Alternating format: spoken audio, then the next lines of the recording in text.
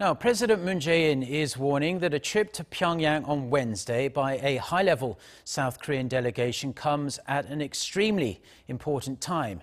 This as the South Korean leader himself is due to hold a third summit with North Korean leader Kim Jong-un in the North Korean capital sometime in September. Shin Se-min with this report.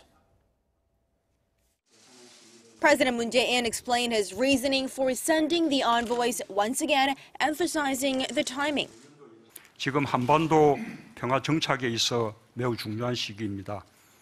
한반도의 평화는 한반도의 완전한 비핵화와 함께 가는 것이므로 정부는 한반도를 둘러싼 정세를 면밀하게 살피고 세심하게 관리하고 있습니다.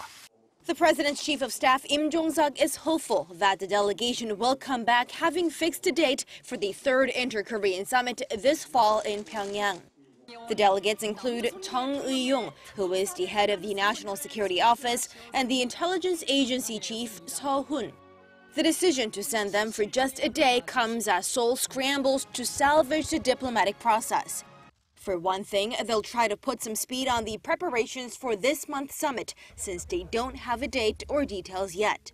And two, Seoul wants to step up its role as mediator between Pyongyang and Washington, whose relations have soured since President Trump called off a scheduled trip to the regime by his top diplomat. And the presidential chief of staff, who also led the committee for the first inter-Korean summit, says that without the strategic patience and consent of the U.S., it is simply impossible to realize historic change.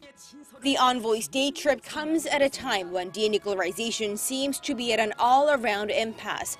So many see this week's contact with the North as a chance for a breakthrough, a chance to get things moving again, not only in terms of diplomacy, but on the economic front as well. Shin Se-min, Arirang News.